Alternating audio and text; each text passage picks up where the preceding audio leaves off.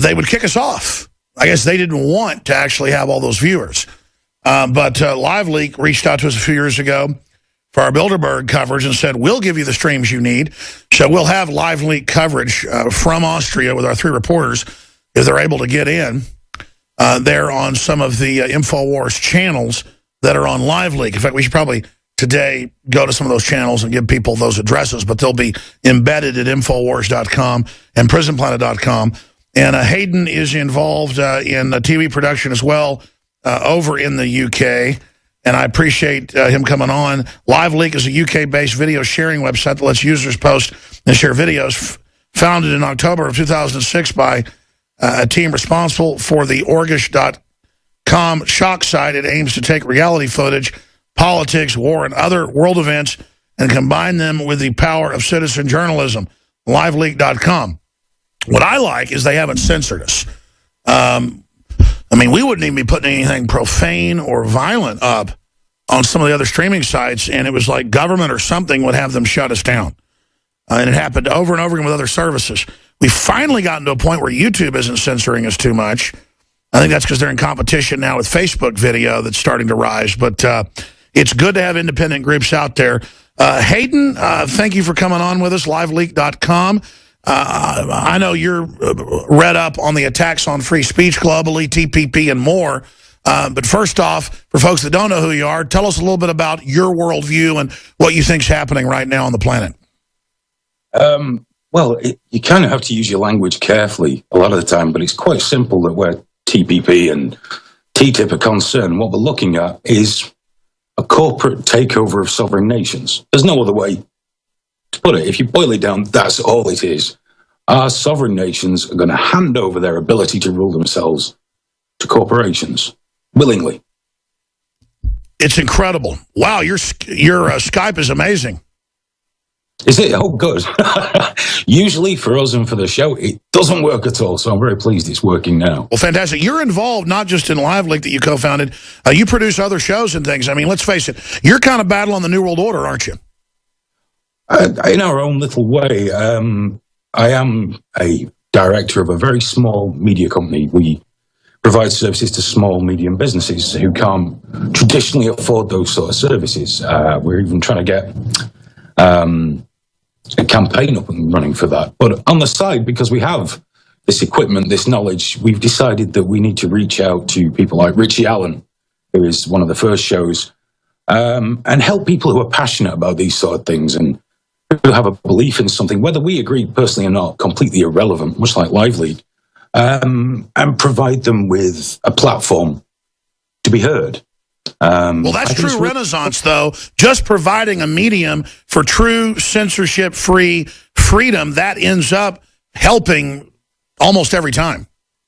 Yeah, I mean, as long as it's legal and doesn't encourage doing people actual harm, sure.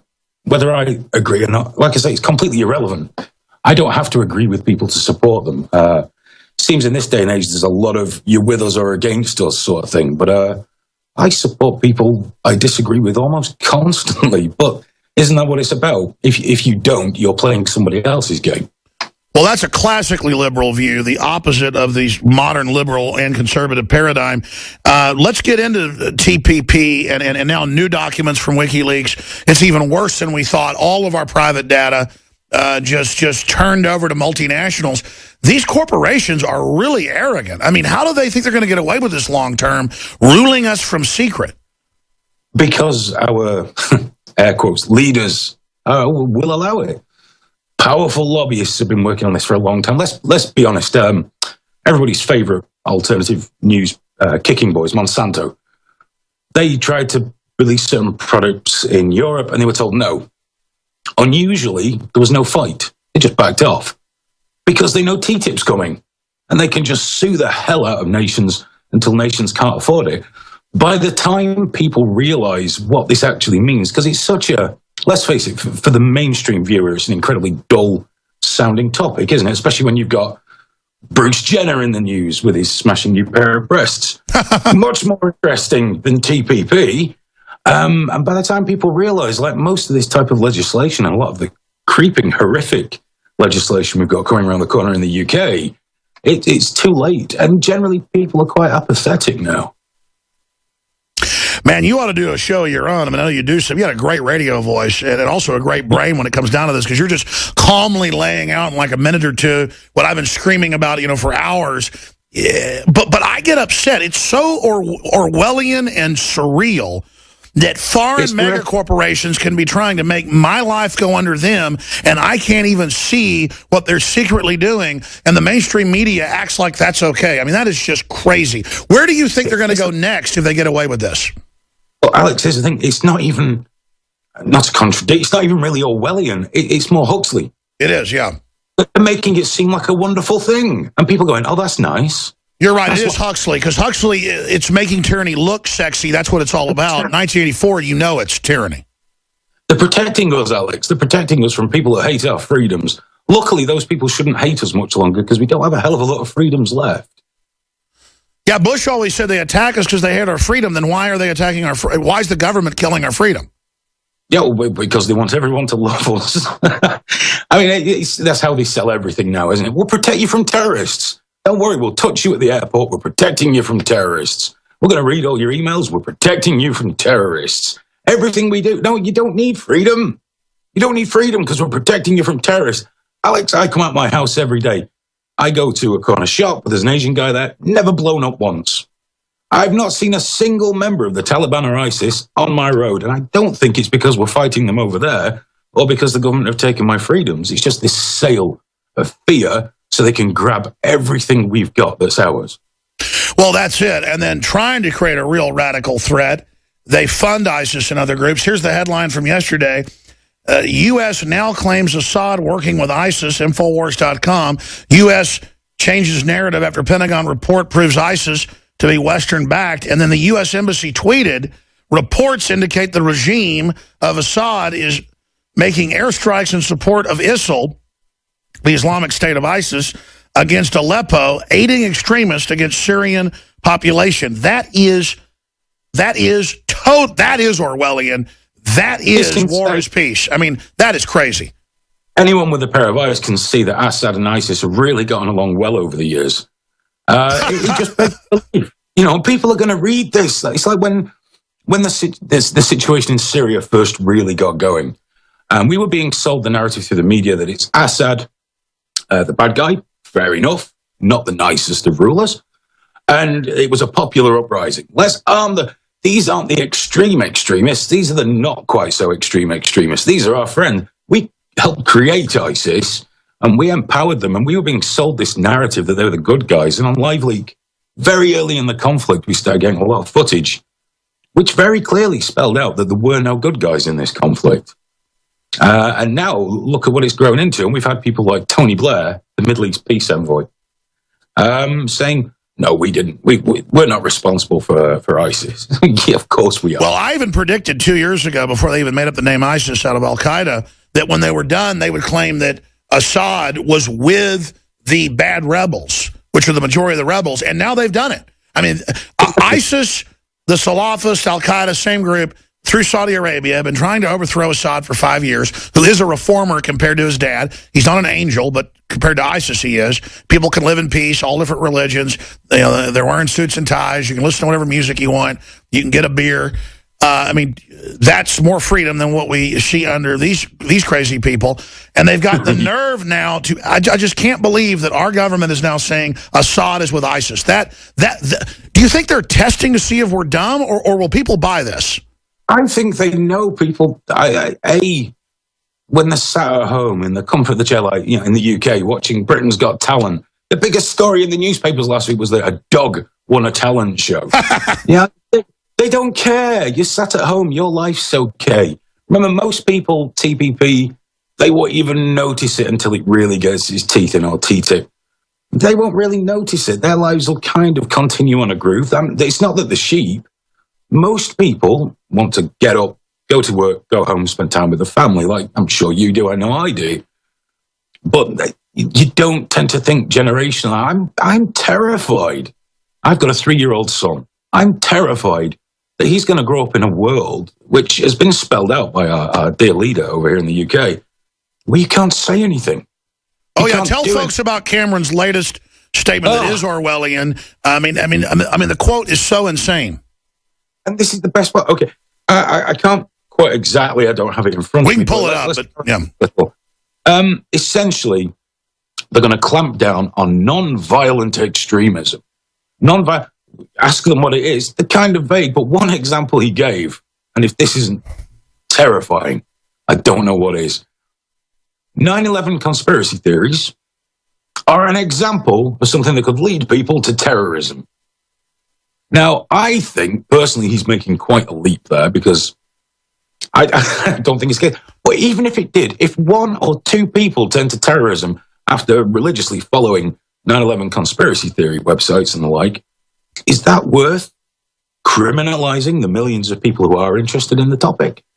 Here's what they're going to do in the UK. They will take away your right to use the internet. Essentially, if you get one of these banning orders for being a non-violent extremist, if you want to use Twitter, it has to go through the police. And you won't be allowed to tell anyone why all of a sudden you've changed dramatically online. Or why your tweets are being written by, a tin pot fascist police officer. And even better, the prospect, and this is amazing, that you could be arrested and tried without necessarily being told what it is you've done. Now, I know I've read a book about that, quite a famous one. I'm sure you have. And it appears David Cameron and his people did too. And thought, let me read the quote to folks. And here's the problem. I'm too close to this, and so are you, being somebody who's informed, Hayden. But we're here saying things that 50 years ago, 20 years ago, would have been heralding the end of freedom, the end of the West, the end of free speech. They're saying that if you say 9/11 was a cover-up, you're aiding terrorists. Well, no, you're not. You're saying the government's aiding terrorists, which is actually coming out. So they're saying, and I've already been harassed in the UK by police when I'm just out interviewing people, asking me what I'm doing. So they've already been getting this ready, and protest bans downtown, the rest of it. And now he's saying, quote, "For too long, we have been passively tolerant society, saying to our citizens, as long as you obey the law, we will leave you alone. It's often meant we have stood neutral between different values, and that's helped foster a narrative of extremism and grievance." And then if you go on to the full quote, the government will conclusively turn the page on this failed approach. That's Magna Carta, folks. As the party of one nation, talk about a cult, we are one nation, we will govern as one nation. That means you'll do what they say. Bring our country together. That means actively promoting certain values: freedom of speech, freedom of worship, democracy, the rule of law, equal rights regardless of race, gender, or sexuality. And then later in the quote, because it's a long speech, he says, we will no longer tolerate criticism of the government. Let me see where it says that. The government will challenge those who seek to spread hatred and intolerance by forming a new partnership of every person and organization, that's common purpose, in this country that wants to defeat the extremists. The proposal around the response, and then he just goes in, and then you read him say, we will no longer tolerate, people saying hateful things. Well, that sounds nice, except they then mean 9/11 conspiracy theorists. Go ahead. No, not just that. When they say hateful things, it's probably not my definition of hateful. It's their definition of hateful. It's so vaguely worded that when challenged, members of government, let's be honest, politicians will never give you an answer anyway about anything. But they just simply don't know. There's these blanket laws. Of course, people like Sepp Kushel, newspapers like the Daily Mail, saying, well, pretty much it's for your own safety. It's for your own good. We will live in this utopian dream world of everyone being nice. You never, ever got rid of any problem by brushing it under the carpet. You do that so long before there's big lumps in the carpet. Sure, but look who they're trying to shut up. Folks that want to criticize the EU, people that want to call for sovereignty, people that don't like GMO. That's who they want to go after, not even the radical Islamicists. They're going to use that threat to take everybody else's freedom. That's always been the plan. Yeah, and it goes right through society. The National Union of Students, which is always... it's tricky because I am definitely very liberal, but perhaps not aliberal by the modern sense of the word. Sure. But the National Union of Students has always been extremely left. But recently, they wouldn't condemn ISIS because that would be racist, although I'm not entirely sure what race ISIS is. But that would be racist, so we can't condemn ISIS for that. But we can condemn Israel because that's not